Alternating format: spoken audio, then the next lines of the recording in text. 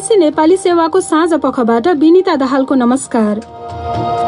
आज कार्यक्रममा संविधान संशोधन गरेर लिपुलेख सहितको नक्सा कार्यान्वयनमा ल्याउने र भारतसँग वार्ता गर्ने प्रधानमन्त्रीको भनाई। यस विषयलाई सेलाउन पनि दिँदैन र कूटनीतिक वार्ताको माध्यमबाट ठोस पहल गरिनेछ र यो विवाद फिर्ता ल्याइनेछ। प्रधानमन्त्रीको धारणा प्रमुख प्रतिपक्षी दललाई कस्तो लाग्यो? एक वर्षभित्र यसको प्रगति विवरण फेरि सदनमा यी विषयवस्तुहरूलाई उठाएर अनि मात्र यसमा धन्यवाद दिने कुराहरू अर्को वर्षको नीति कार्यक्रममा मात्रै तय हुने विषयवस्तु हो। यो कांग्रेस सचेतक पुष्पा भुसाल नेपालमा कोरोना भाइरस संक्रमितको संख्या 400 नाग्यो र अन्तर्राष्ट्रिय प्रसंगमा विश्व स्वास्थ्य संगठनका सदस्य राष्ट्रहरू भाइरस संकटको स्वतन्त्र जाँचबुझ गर्न सहमत।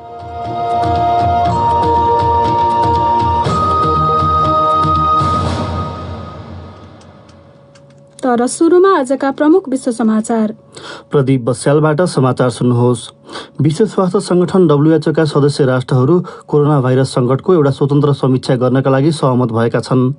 100 भन्दा बढी देशका तर्फबाट युरोपेली संघ EUले प्रस्तुत गरेको उक्त संकल्प प्रस्तावमा कसैले पनि विमति जनाएनन्। राष्ट्रपति डोनाल्ड ट्रम्पले WHO को आलोचना गर्दै उक्त संगठनलाई बेइजिङको कठपुतली भनेको पृष्ठभूमिमा त्यस्तो सहमति जुटेको हो। बीबीसीका स्टिफन मैकडोनाल्ड भन्छन्। बेइजिङमा विदेश मन्त्रालयका प्रवक्ता जाली जेनले भने नियमित पत्रकार सम्मेलनमा बोल्दै अमेरिकाले आफ्नो जिम्मेवारी छल्नका लागि चीनलाई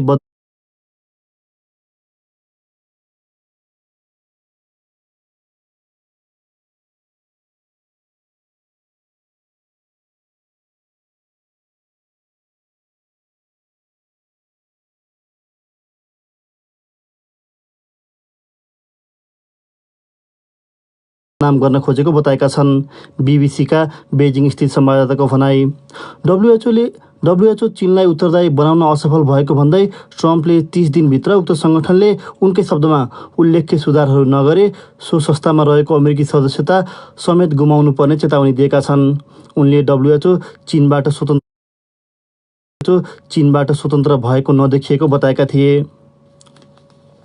वर्षौंयताको एउटा भीषण चक्रवात बंगालको खाडीको तटीय क्षेत्रतर्फ अघि बढिरहँदा भारत र बांग्लादेशका उद्धारकर्ताहरूले लाखौं मानिसहरू अन्यत्र सार्ने काम गरिरहेका छन्। भारतको पश्चिम बंगाल राज्यमा 3 लाख भन्दा बढी मानिसहरूलाई सुरक्षित ठाउँमा पुर्याइसकिएको छ। अम्बन नाम दिएको उक्त चक्रवातको मार बुधबार जमिनमा पर्दा त्यसको गति प्रति घण्टा 185 किलोमिटरसम्म हुने अनुमान गरिएको छ। बांग्लादेशले छिट्टै 20 लाख भन्दा बढी मानिसहरूलाई उच्च भूभागमा रहेका आश्रय स्थलहरूमा लैजाने जनाएको छ। सो चक्रवातको प्रभावले हुने वर्षा र हिमपातका कारण पूर्वी र मध्य नेपालमा समेत मध्यम खाले हावाहुरी चल्नुका साथै साना खोलाहरू र खहरेहरूमा पानीको मात्रा बढ्ने सम्भावना रहेको नेपालको मौसम पूर्वानुमान निकायले जनाएको छ। जर्मनीको संवैधानिक अदालतले एउटा फैसला सुनाउँदै विदेशी गुप्तचर सेवाहरूलाई जर्मनी बाहिर दूरसञ्चार सेवामा जासुसी गर्न दिने कानुनले आधारभूत अधिकारको हनन गरेको जनाएको छ। उक्त कानुनले पर्याप्त रूपमा सुरक्षा नदिने र गोपनीयता र स्वतन्त्र प्रेसको अधिकारलाई उल्लङ्घन गर्ने फैसलामा जनाइएको छ। उक्त कानुन संशोधन नहुँदासम्मको लागि भनेर यो वर्षको अन्त्यसम्म भने विदेशी गुप्तचरहरूले शर्तसहित काम गर्न पाउनेछन्। तपाईँ बीबीसी नेपाली सेवा सुन्दै हुनुहुन्छ। ब्रिटेनको तथ्याङ्क सम्बन्धी निकायले अप्रिल महिनामा थप 8,50,000 मानिसहरूले बेरोजगारी सुविधाको माग गरेको जनाएको छ। कोरोना भाइरस महामारीसँग जुझ्न सरकारले लगाएको पूर्ण लकडाउनको पहिलो महिना पूरा हुँदा त्यस्तो संख्या झण्डै 2/3 वृद्धि भएको हो। रोजगारदाताहरूले आफ्ना कर्मचारीहरूलाई संरक्षण गर्न सकुन् भन्दै 80% तलब सरकारले दिने योजना बीच त्यस्तो संख्या सार्वजनिक गरिएको हो। बीबीसी संवाददाता एन्ड्रयू वाकर भन्छन्। नयाँ जागिरका लागि समेत यो शताब्दीकै सबैभन्दा कम आवेदनहरू खुलेका छन्, जसलाई कम्पनीहरूले नयाँ कर्मचारीहरू भर्ना गर्न नचाहिरहेको रूपमा हेरिएको छ। बीबीसीका एन्ड्रयू वाकर। युरोपको एउटा प्रमुख वायु सेवा इजीजेटले उसका झण्डै 90 लाख सेवाग्राहीको व्यक्तिगत विवरण उसकै शब्दमा एउटा परिष्कृत साइबर हमलाबाट चोरिएको जनाएको छ। इजीजेटका अनुसार इमेल ठेगानाहरू, यात्रा विवरण र झण्डै 2000 सेवाग्राहीका क्रेडिट कार्डका विवरण समेत हमलाकारीहरूले पहुँच पाएका छन्। त्यस्तो हमलाबारे जनवरी महिनामै थाहा पाएपछि अनुसन्धान सुरु गरिएको उक्त वायु सेवाले जनाएको छ। तर यतिखेर ती प्रयोगकर्ताहरूले पाउन सक्ने फर्जी इमेलमा क्लिक नगरून् भनेर आफूले जानकारी दिन लागेको उसले जनाएको छ। र चीनका केही प्रान्तहरूले कृषकहरूलाई आर्थिक सहायता दिँदै उनीहरूलाई जङ्गली जनावरको नस्ल विकास गरेर पाल्ने काम बन्द गर्न प्रोत्साहन गर्ने जनाएका छन्। ती मार्फत कोभिड-19 जस्ता नयाँ रोग देखिन सक्ने भन्दै चीनको हुनान प्रान्तले कृषकहरूसँग हाल रहेका सर्प, जङ्गलमा पाइने प्रजातिका मुसा र बिरालोहरू किनिदिएको छ। अन्य 6वटा प्रान्तले समेत कृषकहरू अन्य जनावर पाल्नतर्फ लागुन् भन्दै त्यस्ता कार्यक्रम ल्याएका छन्। चिनी अधिकारीहरूले अहिले एउटा कानुनको मस्यौदा तयार पारेका छन् जसले कानुनी रूपमा मासुका लागि पाल्न सकिने जनावरहरूबारे सीमा तयार पारेको छ। आलोचकहरूले भने त्यसले परम्परागत औषधिका लागि भन्दै जङ्गली जनावर हुर्काउने व्यापार नरोकिने बताएका छन्। यो BBC नेपाली सेवा हो।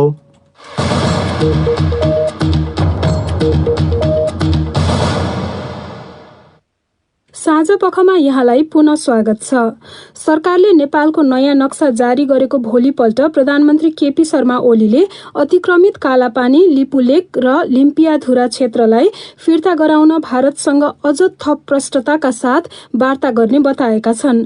संसदमा बोल्दै उनले अद्यावधिक नक्सालाई आम प्रयोगमा ल्याउन सरकारले तत्कालै संविधान संशोधन गर्ने बताए। एकजना राजनीति शास्त्रीले सरकारको पछिल्लो कदम स्वागत योग्य भएको तर भारतसँग दशकौंदेखि कायम उक्त सीमा विवाद हल गर्न नेपालले लामो यात्रा तय गर्नुपर्ने टिप्पणी गरेका छन्। सुनौ एक रिपोर्ट। मन्त्री परिषदले अद्यावधिक नक्सा जारी गरेको भोलिपल्ट सरकारको नीति तथा कार्यक्रममाथि सांसदहरूले उठाएको प्रश्नको जवाफ दिने क्रममा प्रधानमन्त्रीले कोरोना भाइरसका कारण उत्पन्न स्वास्थ्य चुनौती र सीमा अतिक्रमण दुवै विषयबारे सरकार गम्भीर रहेको बताएका हुन्। दुवै सदनमा अलग अलग सम्बोधन गरेका उनले भारतले नेपाली भूमि अतिक्रमण गरेर गल्ती गरेको र अब त्यो त्रुटि सच्याउनु पर्ने समय आएको बताए। प्रतिनिधि सभामा बोल्दै उनले भने, भारतले आफ्नो भनेर नक्सा विवादास्पद भूमि भन्ने हो भने पनि त्यो विवादास्पद होइन, हाम्रो भूमि बेकारको अकुपाई गरेर विवादास्पद बनाएको छ। त्यसकारण यस विषयलाई सेलाउन पनि दिँदैन र कूटनीतिक वार्ताको माध्यमबाट ठोस पहल गरिनेछ र यो विवाद फिर्ता ल्याइनेछ। प्रधानमन्त्री केपी शर्मा ओलीले नेपालले लिपुलेक हुँदै भारत र चीन बीच भएको भनिएको व्यापारिक मार्ग खोल्ने समझदारी बारे चीनसँग सरकारले कुरा गरेको पनि सदनलाई जानकारी गराए। कतिपय विज्ञहरूले मानसरोवरमा तीर्थयात्राका लागि प्रयोग गर्न सकिने उक्त नाका खोल्न दिल्ली र बेइजिङले विगतमा समझदारी गरेकाले पछिल्ला वर्षहरूमा आफ्ना कूटनीतिक प्रयासहरूमा नेपाल थप कमजोर बनेको टिप्पणी गर्ने गरेका छन्।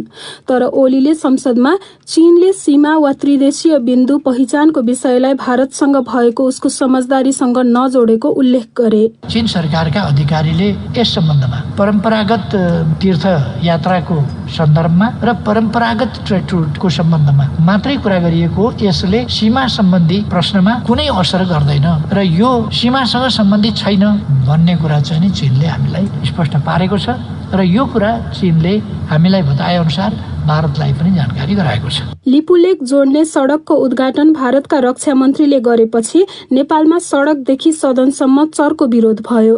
त्यही मेसोमा भारतका सेना प्रमुखले उनकै शब्दमा नेपालमा भइरहेको विरोध अरू कसैको इसारामा भएको हुन सक्ने बताएका थिए।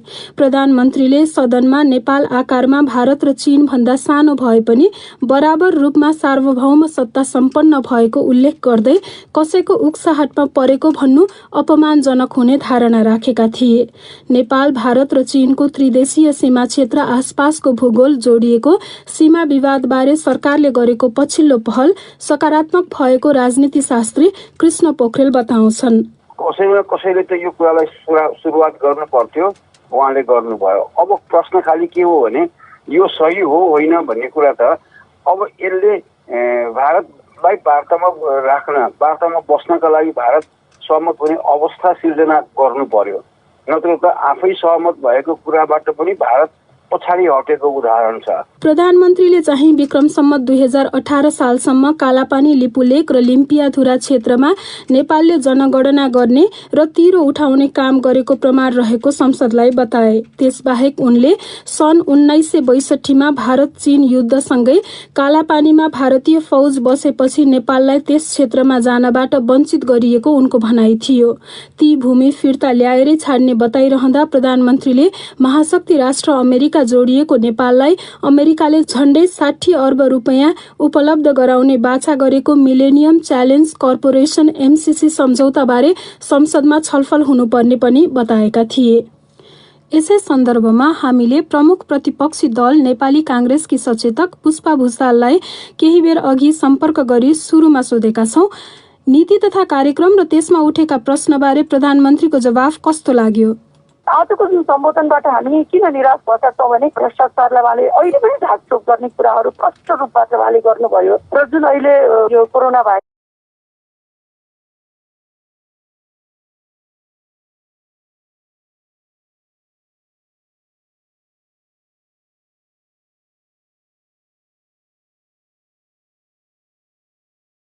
यो कोरोना भाइरसबाट स्वास्थ्यको क्षेत्रमा जुन किसिमको सरकारले गर्नुपर्ने जुन किसिमका कामहरू छ त्यो दायित्वबाट पन्छिन खोजेको पनि देखियो। र तर सम्बोधनमा यी जस्तो कोरोना भाइरस संक्रमणको अब अहिलेको जुन अवस्था छ त्यसलाई अलि व्यवस्थित गर्नका लागि हामी विश्व स्वास्थ्य संगठनले बनाएको मापदण्ड अनुसार क्वारेन्टिनहरू पनि व्यवस्थित गर्छौं, विदेशमा रहेका नेपालीहरूलाई पनि बिस्तारै ल्याउँछौं, त्यसका लागि गृह कार्य गरेका छौं भन्ने खालको एउटा सम्बोधन गर्दाखेरि गर्न खोजेको जस्तो उनले चेष्टा त देखाएका छन् नि त। हैन, एउटा कुरा के भने भाषणमा अभिव्यक्तिमा मात्रै त्यो कुरा एउटा कागजी रूपबाट वा भाषणको रूपमा मात्रै दिएर अब जनताले परिणाम खोज्छ। जस्तो विदेशबाट ल्याउने जुन अभिव्यक्तिहरू आए, जस्तो विद्यार्थीहरूको शिक्षाका कुरा त खाडी मुलुकमा भएका नेपालीहरूले जुन किसिमबाट रोजगारहरू समाप्त भएको वा त्यहाँ एमनेस्टी दिएर आफ्नो देश फर्क भनेर त्यो देशले भनिसकेको परिवेशमा न त यो सरकारले आफ्नो राजदूतावास मार्फत कुनै पनि आश्वासन बाँड्न सक्यो, न त यो छोड्नको लागि उनले भन्न त भने नि जस्तो त्यहाँको राष्ट्र प्रमुखसँग चाहिँ हामीले मैले अथवा परराष्ट्र मन्त्रीले कुरा गरिरहेको छौं भन्ने कुरा त गरेका थिए नि त। तर त्यहाँको जनता जुन समस्याग्रस्त भएका नेपाली दाजुभाइ दिदीबहिनीले त्यसको महसुस नगरेको भन्ने कुरा त प्रष्ट छ। समस्यालाई समाधान गर्नको लागि सरकारसँग पर्याप्त रकम पनि छ, तर उहाँले यो कार्यक्रमबाट हामीले यो समस्यालाई यसरी समाधान गर्छु भनेर 1, 2, 3 उहाँले भन्न सक्नु भएन। यस सीमामा रहेका नेपालीहरू अब भोलिको दिनमा अझै धेरै नेपालीहरू नेपालमा आउँदै हुनुहुन्छ भन्ने कुरा त संकेत आइसकेको छ। तर त्यसको पर्याप्त तयारीको लागि पनि प्रधानमन्त्रीजीले जुन हल्का ढङ्गबाट हामी तयारी गर्दैछौँ, आज जनवरीमा देखिएको रोग आज हामी मेमा आउँदाखेरि पनि उहाँ तयारी गर्दैछु भनेपछि उहाँले राष्ट्रिय ढुकुटीलाई कहाँ राख्न खोजिराख्नु भएको छ? त्यो सम्बोधन आज हुन नसकेकोले मलाई लाग्छ प्रमुख प्रतिपक्षी दलले यस्तो हामीले आलोचना मात्रै गरेको होइन कि आम नेपाली जनता आजको प्रधानमन्त्रीको सम्बोधनबाट आश्वस्त पनि हुन नसकेको। तर पुष्पाजी जस्तो अहिले कोरोना भाइरसको संक्रमणलाई लिएर देखिएको स्थिति मात्रै होइन कि यो सीमा विवादलाई लिएर जुन कुरा थियो त्यसमा नक्सा पारित गर्ने काम त बरु तपाईहरुको सरकारले गर्न सकेका थिएन, अहिलेको सरकारले गरेर त देखायो नि। त्यो भए पनि अब पहल गर्छु पनि भनेको छ। अब यसलाई यसरी लियो, यसरी कसरी लियो भने जुन किसिमको हामीले सबै भनिरहेछौँ सुगौली सन्धिले लिम्पियाधुरा, कालापानी, लिपुलेक नेपालको भूमि हो भनेर एउटा सन्धिले प्रश्न गरिसकेको विषयवस्तु हो होइन। सुगौली सन्धिमा भएको त्यो व्यवस्था त तपाईहरुको सरकार हुँदाखेरि पनि थियो नि त, अहिले जति पनि पहल भएको थिएन त्यो बेला त। होइन, बिल्कुलै होइन। मैले यसमा फेरि स्मरण गराएँ, हामी 2015मा जब भारत र चाइनाले व्यापारिक नाकाको लागि जुन सम्झौता गरेको थियो, कांग्रेसकै नेता सुशील कोइराला प्रधानमन्त्री भएको बेलामा चाइना र भारत दुईटैलाई त्यो व्यापारिक नाकाको जुन सम्झौता भएको छ त्यो गलत भएको छ भनेर दुईटै पक्षलाई तत्कालै तुरन्तै जुन किसिमको नोटहरू पठाउने काम भयो। तर अहिलेको प्रधानमन्त्रीले यत्रो बाटो बन्दाखेरि पनि मलाई बाटोको बारेमा जानकारी छैन भन्ने कुरा पनि आयो। के देखिन्छ भन्दाखेरि नक्सा बनाउने एउटा कुरा हो, तर नक्सा अनुसारको कूटनीतिक पहल गर्ने भन्ने कुरा त चाहिँ फेरि एकदम नितान्त। त्यसो भए तपाईहरुलाई चाहिँ नक्सामा मात्रै जुन अहिले परिवर्तन भयो त्यो जमिन फिर्ता आउँदैन, अहिलेकै सरकारको जुन पहल छ त्यो भन्ने लाग्छ। डिप्लोमेटिक डायलग कहिले गर्ने, कहिले त्यसले पूर्णता पाउने, यत्रो बहुमतको सरकार छ, प्रतिपक्षी दलले पनि सहयोग गर्छु भनिराखेको छ। तर यसमा मलाई के लाग्छ भने नक्सा मात्र बनाएर भएन, अब यस अनुसारको डिप्लोमेटिक डायलगलाई पनि यो सरकारले अगाडि बढाउनु पर्दछ र मलाई लाग्छ 1 वर्षभित्र यसको प्रगति विवरण फेरि सदनमा यी विषयवस्तुहरूलाई उठाएर अनि मात्र यसमा धन्यवाद दिने वा यसमा प्रश्न राख्ने भन्ने कुराहरू अर्को वर्षको नीति कार्यक्रममा मात्रै तय हुने विषयवस्तु हो यो। उनी थिइन् प्रमुख प्रतिपक्षी दल नेपाली कांग्रेसकी सचेतक पुष्पा भुसाल। अब अर्को विषय। नेपालमा आज थप 27 जनामा कोरोना भाइरस संक्रमण पुष्टि भएसँगै नेपालमा संक्रमितको संख्या 400 नागेको स्वास्थ्य तथा जनसंख्या मन्त्रालयले जनाएको छ। पछिल्लो विवरणको जानकारी दिँदै स्वास्थ्य मन्त्रालयका प्रवक्ता डाक्टर विकास देवकोटाले भने प्रदेश नम्बर 1 मा 54, प्रदेश नम्बर 2 मा 136, बागमती प्रदेशमा 27, गण्डकी प्रदेशमा 4, प्रदेश नम्बर 5 मा 176, कर्णाली प्रदेशमा 1 र सुदूरपश्चिम प्रदेशमा 5 गरी जम्मा 402 संक्रमितको संख्या पुगेको छ। हालसम्म नेपालमा कोरोना भाइरस संक्रमणका कारण 2 जनाको मृत्यु भएको छ भने 37 जना संक्रमितहरूलाई निको भइसकेको बताइएको छ। खास गरी भारतबाट लुकीछिपी सीमावर्ती क्षेत्रमा मानिस भित्रिएका विवरणमा कतिपय सीमा क्षेत्र स्थित जिल्लाहरूमा संक्रमितको संख्या बढ्दै गएको छ। अहिलेसम्म देशभरका 36 जिल्लामा संक्रमित भेटिएका छन्। हिजो कर्णाली प्रदेशमा पनि पहिलो पटक संक्रमण देखिएको थियो। यसै सिलसिलामा हामीले त्यहाँको अवस्थाबारे सुर्खेत स्थित साथी प्रकाश पन्तसँग केही बेर अघि कुराकानी गरेका थियौं। प्रकाशजी, कर्णाली प्रदेशमा पनि अब कोरोना भाइरसको संक्रमण देखियो, त्यहाँ क्वारेन्टिनमा राख्ने व्यवस्था चाहिँ कस्तो छ?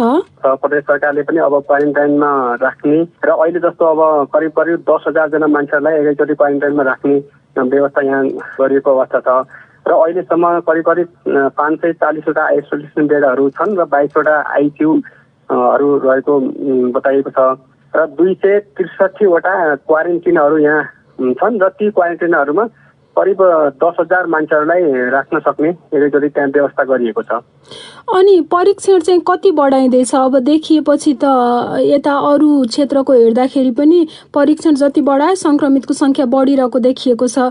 त्यहाँ चाहिँ के छ अवस्था परीक्षणको? कर्णाली प्रदेशमा परीक्षणको दायरालाई अहिले केही दिन यता बढाइएको छ र अहिले 10 दिनमा करिब 7,000 जना जतिको परीक्षण PCR परीक्षण गर्ने भनेर प्रदेश स्वास्थ्य निर्देशनालयले त्यो तरिकाले परीक्षण गरिरहेको अवस्था छ र अहिले अब के अरे इन्डियाबाट मान्छेहरू आउने क्रम अलिकति बढेको हुनाले प्रदेश सरकारले पनि करिब 27,000 जति मान्छेहरू यो अवधिमा आउन सक्ने भएको कारणले गर्दाखेरि अब यहाँ रहेका 79वटा स्थानीय तहमा नै क्वारेन्टाइनहरूको व्यवस्था गर्ने र तिनीहरूलाई प्रदेश प्रवेश गर्ने नाकामा स्थानीय तहको सम्पर्कमा पठाउने र स्थानीय तहले सम्बन्धित वडाहरूमा क्वारेन्टाइनको व्यवस्था गरेर त्यहाँ उनीहरूलाई राख्ने र क्वारेन्टाइनमा राखिसकेपछि उनीहरूलाई अनिवार्य रूपमा PCR टेस्ट गर्ने र अनिवार्य रूपमा नै क्वारेन्टाइनमा राख्ने व्यवस्था गरिएको छ। अनि अन्तिममा अब त्यहाँका मानिसहरू कति सचेत छन् उनीहरू संक्रमणबाट जोगिनका लागि? समुदाय स्तरमा फैलिसकेको अवस्था छैन। अब समुदाय स्तरमा नभेटेर क्वारेन्टाइनमा महेन्द्रनगरबाट ल्याएर सिधै क्वारेन्टाइनमा राखेको मान्छेमा देखिएको हुनाले त्यस्तो खालको त्रासको अवस्था भने छैन, तर मान्छेहरू सचेत भने पक्कै पनि छन्। उनी थिए कर्णाली प्रदेशको राजधानी सुर्खेत स्थित साथी प्रकाश पन्त। तपाई बीबीसी नेपाली सेवा सुनिरहनु भएको छ। हाम्रो कार्यक्रम देशैभर 400 भन्दा बढी FM स्टेशनहरूबाट प्रसारण हुने गर्छ।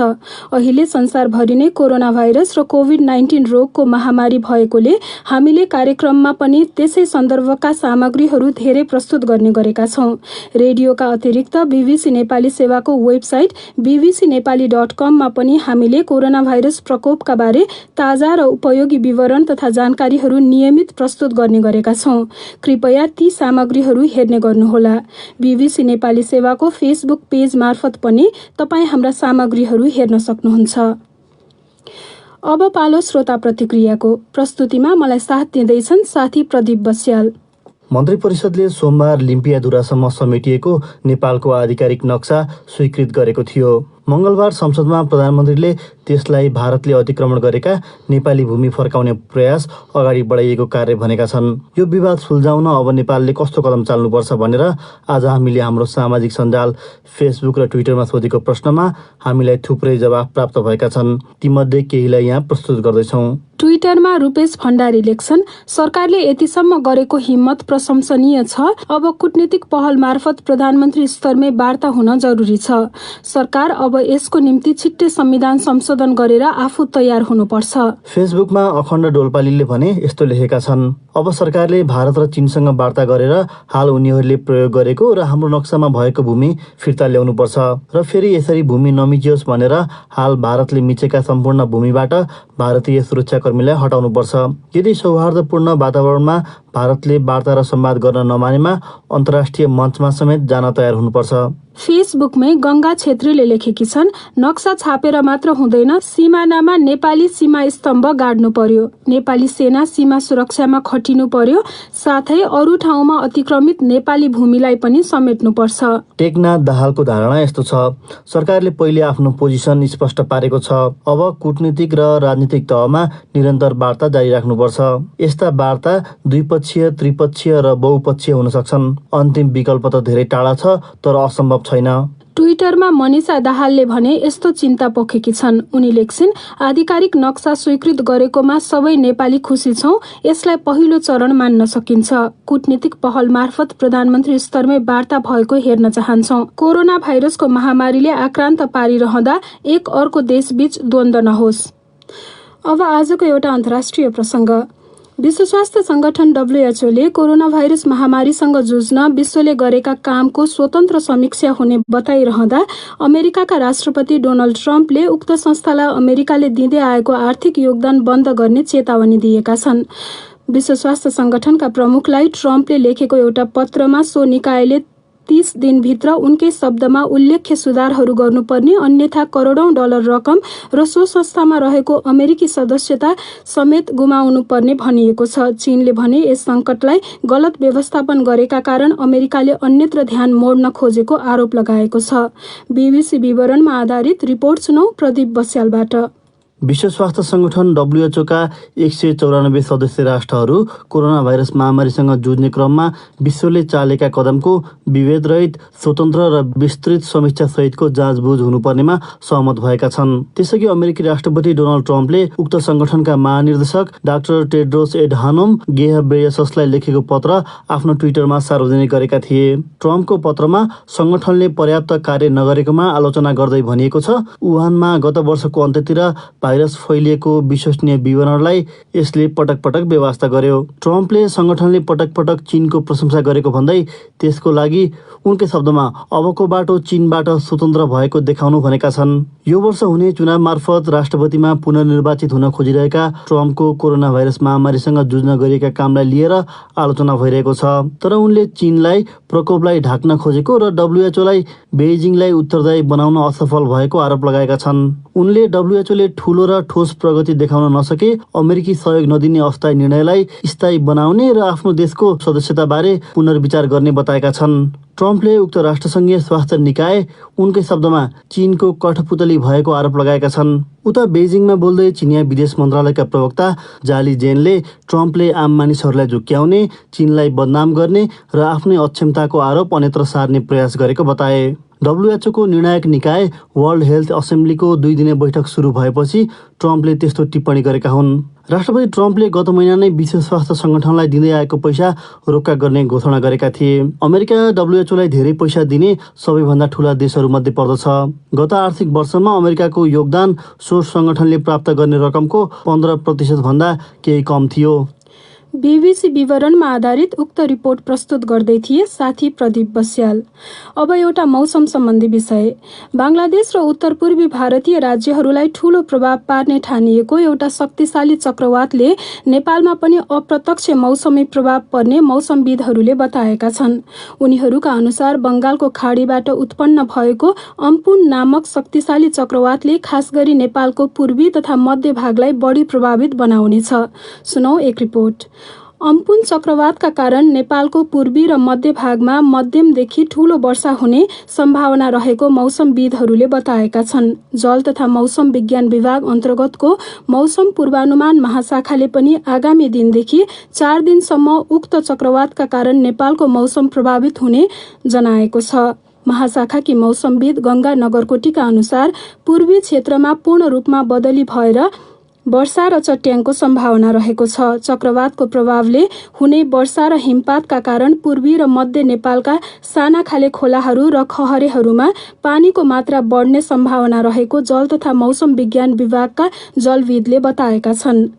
उनीहरूका अनुसार ठूला नदीहरूमा भने जलस्तर बढे पनि खतराको तह पार गर्ने सम्भावना कम रहेको प्रक्षेपण गरिएको छ। चक्रवातका कारण नेपालको पूर्वी र मध्य क्षेत्रमा लगातार सिमसिम पानी पर्दै हावाहुरी लाग्ने सम्भावना पनि रहेको मौसमविदहरूले बताए। त्यसले गर्दा कतिपय पूर्वाधारहरूमा क्षति पुर्याउनुका साथै रुखहरू लडाउन सक्ने उनीहरूको भनाइ छ।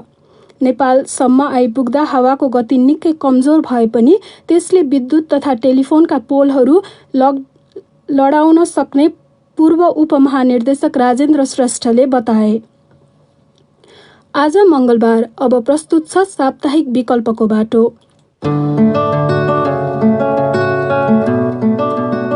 मैले बनाएको माल त मात्र जस्तो मैले अमेरिका पनि पठाएँ, जापान पनि पठाएँ। मादलबाट खाइदिए त भएको छ सर। अब पहिलाको भन्दा अहिले हामीले डबल ट्रिपलले पाउँछौँ। अहिले हामीलाई सबै नाम्रै छ। अनि चाहिँ हामी खुल्ला रूपबाट हिँडेका छौँ, खुल्ला रूपबाट खाएका छौँ। हामीले हातले असिना पसिना बगाइकन पनि रोटी बोटी गरेका छौँ। परम्परागत पेसाले दैनिक गुजारा गर्न गाह्रो भएपछि पेसा परिवर्तन पनि गर्न सकिन्छ भन्ने उदाहरण बनेका छन् पश्चिम रुकुमका बादी समुदाय। वर्षौंदेखि माछा मार्ने र गाउँलेसँग मागेरै जीवन निर्वाह गर्ने उनीहरू अचेल मादल बनाउन व्यस्त हुन्छन्। आफ्नो सिप र क्षमता बढाएर मनज्ञ आम्दानी गर्न थालेपछि आत्मसम्मान पनि बढेको बताउँछन् उनीहरू। सकारात्मक कार्यहरूको चर्चा गरिने हाम्रो साप्ताहिक श्रृङ्खला विकल्पको बाटोमा आज सुर्खेतबाट हाम्रा संवाददाता प्रकाश पन्त त्यस्तै उदाहरणीय केही व्यक्तिहरूको चर्चा गर्दैछन्। वर्षौंदेखि माछा मार्ने, जाल बुन्ने र सुल्पा बनाएर जीविकोपार्जन गर्दै आएका बादी समुदाय पछिल्लो समय नयाँ व्यवसाय गर्नुको कारणबारे भन्छन्। पहिला सुल्पा लिगिन गाउँतिर जान्थ्यौँ, केहीले गुजेर गरेका थियौँ। अहिलेलाई अर्का ढोकटी लाज लाग्न लाग्यो, सरम लाग्यो, केही बेला मादल व्यवसायमा लागेका छौँ। गएर माग्दाखेरि कसैले खुट्टा छर्केर काम गरेर खाए भन्दाखेरि साह्रै दुःख लाग्थ्यो सर। आफूले मेहनत गरेर खाना पाएपछि धेरै राम्रो। अबदेखि हाम्रो जातिले काहीँ पनि नमाग्ने, लाज पनि नगर्ने, अरूले व्यवहार जस्तो गरेका छन् उस्तै गरी खाउँ, पहिलो जस्तो जमाना होइन भनिन हामी त्यस्तै सल्लाह गर्दैछौँ सर। उद्योग नै सञ्चालन गरेर सामूहिक रूपमा मादल बनाउन थालेपछि घर व्यवहार चलाउन, साँझ बिहानको छाक टार्न र छोराछोरीको पढाइ लेखाइको खर्च जुटाउन निकै सजिलो भएको भद्रकली बादी बताउँछिन्। रुख किन्ने पर्यो, मान्छेलाई झ्यार किन्ने पर्यो, छालाबाट किन्ने पर्यो, त्यो पनि किन्नुपर्छ। आफूले गरेर नगद पुरा लाग्छ। आजकल त अलि बाबु सबैले गर्दाखेरि अलि फरकै छ। नभए भनौँ गरे अहिले त्यस्तो छैन। अब धेरै राम्रो छ बाबु। पश्चिम रुकुमको सिमरुत, चौरजारी, आठबीसकोटका बादी समुदायले मादल बनाएर दाङ, सल्यान, काठमाडौँ लगायतका ठाउँमा बिक्री गर्दै आएका छन्। मादल बिक्री गर्न बजारको समस्या नभएकोले फाइदा पनि राम्रो हुने गरेको बुद्धिमान बादी बताउँछन्। मान्छेहरूले जब जाँच्ने खोजिराखेका छन्, अब आमसभामा मादलले चाहिएको छ, मैले सङ्कटलाई मादलले चाहिएको छ। यहाँको माल दाङ जान्छन्, दाङले जान्छन्, काठमाडौँ पनि हजुर। मैले बनाएको माल त मात्र जस्तो मैले अमेरिका पनि पठाएँ, जापान पनि पठाएँ। मादलबाट खाइदिए त भएको छ सर। अब पहिलाको भन्दा अहिले हामीले डबल ट्रिपलले पाउँछौँ। विगतमा चरको आर्थिक समस्या झेल्दै आएका सिमरुतका गिठेवादी अहिले पहिलाको जस्तो आर्थिक समस्या भोग्नु नपरेको दाबी गर्छन्। पहिला अनि जाल बर्सी गर्ने, माछा बिक्री गरी खाने, गाउँमा लिएर खलोहरू झाडुहरू गरी खाने। अब खलो पनि दिने बाबु। अब यही मद्दो उद्योग अरू केही छैन। 100 मदल 200 मदल बनाएन हामी। अब सबै बाबु 2000, 2500, 3000, 4000, 5000 पनि जान्छौँ, 10,000 पनि जान्छौँ। हामीलाई राम्रै छ। आफ्नै पौरखमा जिउन थालेपछि गाउँ समाजले गर्ने व्यवहार बदलिएको र आत्मसम्मान पनि बढेको महसुस कालीबादीले गरेकी छन्। पहिला अब हामीलाई बाजे पाटर पनि अलिक धेरै घृणा गर्छ र मान्छेभरिले अब यिनी बाजे पाटर त भैया पहिल्यै गए भन्थे, हामीलाई धेरै घृणा गर्थे। अहिलेलाई घृणा गर्दैनन्। अहिले हामीलाई सबै नाम्रै छ। अनि चाहिँ हामी खुल्ला रूपबाट हिँडेका छौँ, खुल्ला रूपबाट खाएका छौँ। हामीले हातले असिना पसिना बगाइकन पनि रोटी बोटी गरेका छौँ। आफ्नो ज्ञान सिपलाई व्यवसायीकरण गरी राम्रो आय आर्जन गर्न सफल भएकोमा पश्चिम रुकुमका बादी समुदाय गर्व गर्छन्।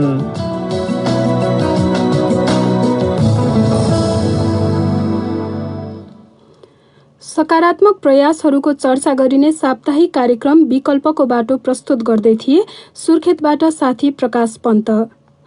अब अन्त्यमा प्रमुख विश्व समाचार संक्षेपमा। कोरोना भाइरस महामारीसँग जुझ्न विश्व स्वास्थ्य सङ्गठनले गरेको कामको एउटा स्वतन्त्र अनुसन्धान गर्नका लागि उक्त सङ्गठनको निर्णायक निकायको भेलामा सदस्य राष्ट्रहरू सहमत भएका छन्। वर्षौँ यताको एउटा भीषण चक्रवात बङ्गालको खाडीको तटीय क्षेत्रतर्फ अघि बढिरहँदा भारत र बङ्गलादेशका उद्धारकर्ताहरूले लाखौँ मानिसहरूलाई सुरक्षित ठाउँतर्फ सार्ने काम गरिरहेका छन्। अम्पन नाम दिएको उक्त चक्रवातको मार बुधबार जमिनमा पर्दा त्यसको गति प्रति घण्टा 185 किलोमिटरसम्म हुने अनुमान गरिएको छ। एउटा नयाँ अनुसन्धानले कोरोना भाइरस महामारी उत्कर्षतर्फ बढिरहँदा कार्बन उत्सर्जनमा भने भारी गिरावट आएको देखिएको छ। ब्रिटेनको तथ्याङ्क सम्बन्धी निकायले अप्रिल महिनामा थप 8,50,000 मानिसहरूले बेरोजगारी सुविधाको माग गरेको जनाएको छ। युरोपको एउटा प्रमुख वायु सेवा इजीजेटले उसका झण्डै 90 लाख सेवाग्राहीको व्यक्तिगत विवरण उसकै शब्दमा एउटा परिष्कृत साइबर हमलाबाट चोरिएको जनाएको छ।